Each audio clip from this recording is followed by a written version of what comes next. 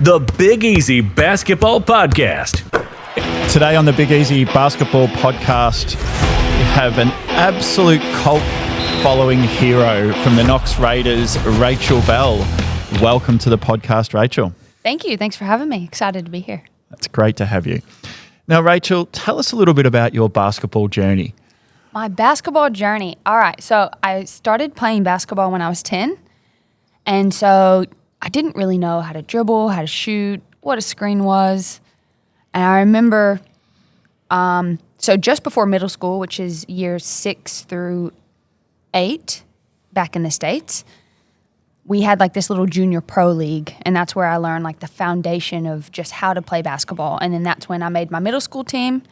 And then once I hit high school, which was year 9, that's when I got really serious. And everyone was like, oh, she has potential, she has potential. And then I think that just fueled me to work and worked really hard.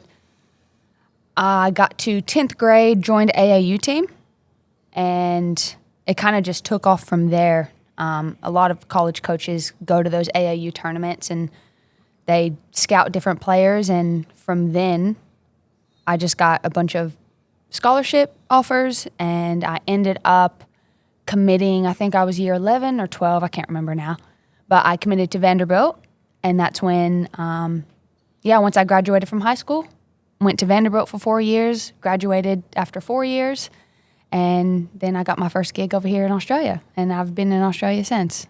That's it. Now, you're a player that, I don't know if you notice this, but you walk around the stadium and you have an absolute cult following. Both, I hear it all the time, young boys, young girls, they absolutely love you.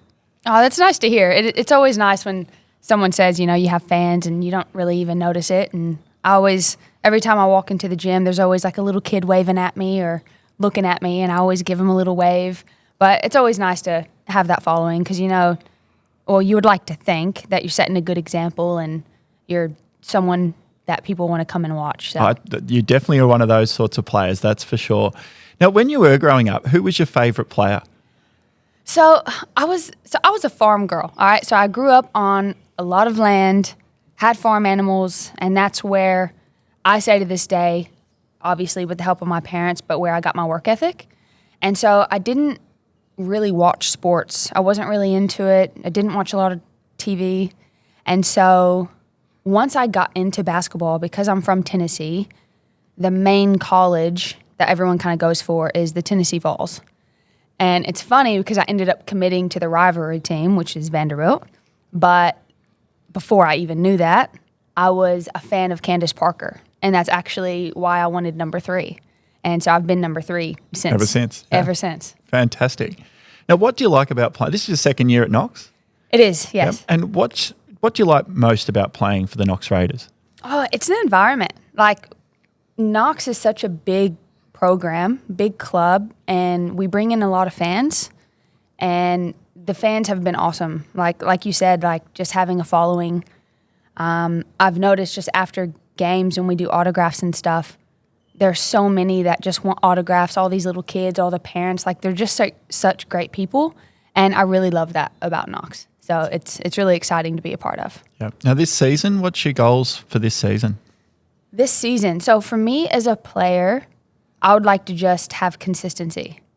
And so whether that's in scoring, rebounding, you know, doing my best in the plus minus, just in those little areas, I just want to string together as many games as I can of just having consistency. Yeah, you're currently averaging about 11 points a game with just over 5 rebounds and shooting the ball at 50%. I'm definitely going to say consistency is definitely part of your game, that's for sure. Thank you. Well, that's the goal. And then obviously is the team goal. We're chasing a championship, and I think we have the pieces to do that. So it's really exciting, and it's a fun group to be a part of. Yeah. Now, do you have any game day habits?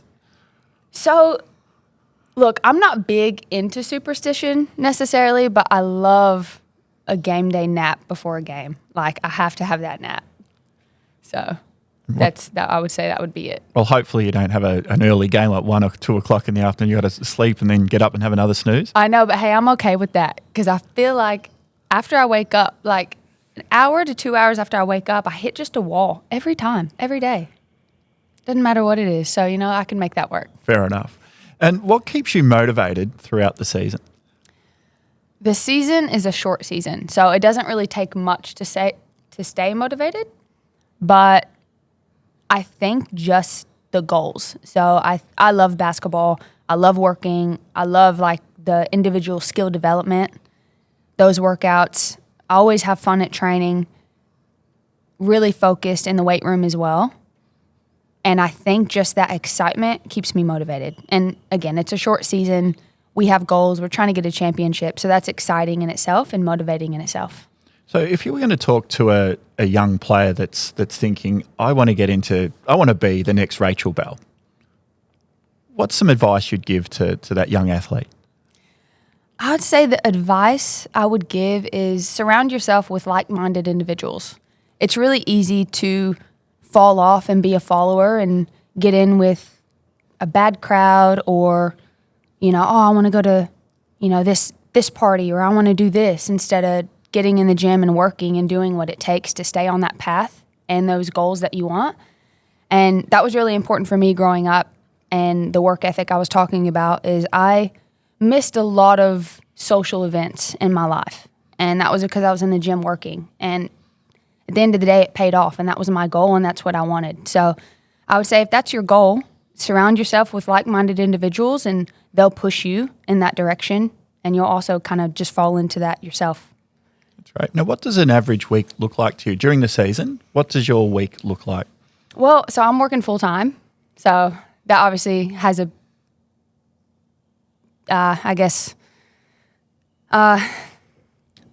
it's difficult. So this is my third season or fourth season working full time and playing.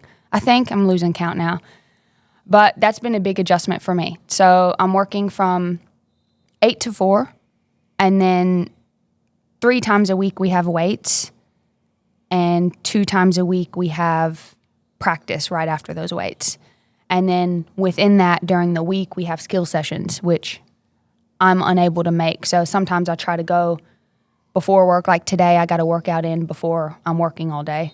Luckily, I'm here at the stadium, so that kind of worked out for me. But a normal day for me is waking up at like 6 a.m., getting to work at 8, doing my work, going home, eating quickly, changing, going to the weight room, doing weights, practicing, getting home at like 10 o'clock, probably eating again because I'm always hungry after practice, showering, getting all my stuff ready for the next morning to do it all over again, and go to sleep. So it's a full load. Well, when we hear your weekdays, you're thinking, here, you got your game day habit where you want that extra sleep. I'm not blaming you there. You seem to be going 12, 13-hour days every day anyway. Yeah, that's right. I am, yeah. All right. Now, little bit of fun here. We put you on the shot clock. Are you ready to go? Oh, all right. Yeah, let's see. The shot clock.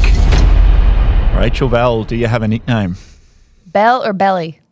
Oh, it's pretty obvious where it's come from. That's right. Yep. It is my name. All right. Do you watch any reality TV now that you have the opportunity not working on the farm? So I do love reality TV. I'm not following anything at the moment because I just don't have time, but I love the dating and love shows. All right. What's your favorite dating and love show? I like Love Island. I like The Bachelor. I like Maths. Yeah, those are the ones that come to mind. All right, we're going to tell you, get on the first date show. That's not a bad one either. Then, if you're going to say that the Maths is a love show, then and a dating show, then get on the actual first date show. Not get on it, watch it is what I meant. Right. Okay. If you're a sitcom character, what would your catchphrase be? It would have to be, "Hey y'all," bring in that country twang, that southern part of me in. Have to be. All right, now. You're on a road trip. Not that you get many of them these days, but which teammate would you not want to be roomed up with on a road trip? Oh, that's a hard one. Not want to be roomed with. They won't hear this. You can just say it. I would say maybe Paige Bradley. She talks a lot. She does talk a lot. Maybe I won't get my sleep that I want. What's the strangest thing you've ever eaten? I had I remember this too. I remember exactly where I was. I was like year 7 or year 8. It was a dried cricket. Yeah, it was really weird. What made you do that? Look, it was my teacher. I don't know. He had them in this bag. I don't know why he had them. But he was like, hey, guys, you guys want to try a dried cricket? And I'm like, nah. He's like, oh, come on, just try it. I was like, all right. And I tried it. And that was it. Traumatic. Peer pressure. Fair enough. Teacher pressure. That's it. Now, if you're an Avengers character, you apply for a role on the Avengers and you get rejected because your character is, well, the superpower of it's boring. What was the superpower going to be? Well, I would say a boring superpower because everyone says this and all of them do it, essentially. It's fly. Yeah, fly. But all you can do is fly. All I can do is fly. Yeah. And I have a great name for it too. Oh, I was going to ask that. What's the character name? So, because I can fly and my nickname's Belle, it would have to be Bel Air. I think that's so good. I'm so proud of myself for thinking about that. I was going to ask you if you knew any dad jokes, but I think you just told one. I have another one if you want. Oh, yeah. Come on. Go for it. All right. What did the plate say to the other plate? I'm not sure what the plate said to the other plate. Dinner's on me. Pretty good, huh? It wasn't bad. Yeah, I'll give you that. It wasn't bad. Look, what dad joke is? Oh, have you got any others? You know? No. All right. That's all I got. Fair enough. Let's move on. If you could be an animal, if you had an animal as a sidekick, what would the animal be? It would be a dog. What type of dog? Oh. So right now, I love dogs. I would choose it because of their loyalty. I'm a fan of, I have an American Staffy right now, so I love American Staffies, and I'll also have like 2 pit bulls back home, and they are amazing. They're so loyal, and then you also have that fear factor of them too, right? So that would be just a great little sidekick. And we wonder why you've got a cult following here. You've got the Staffy here in Australia, and you've got 2 American pit bulls back home because they're loyal. Yeah, they're amazing. But that little bit of fear factor. That's exactly right. Well, that's why we asked what type of dog, not just a dog. If you're a famous DJ, what would your tag name be? DJ Belly. DJ Belly. DJ Belly. It's not bad. Now, the coaches never hear this answer, so I'm going to ask you, and you can speak honestly. What's your best excuse for missing practice? My hip hurts. My hip's giving me issues today, guys. It's no go. All right. That's it. Rachel, we're going to leave it there. Thank you very much today. You're a delight to have around the club. The kids love you. Thank you very much for coming on board today. Thank you for having me.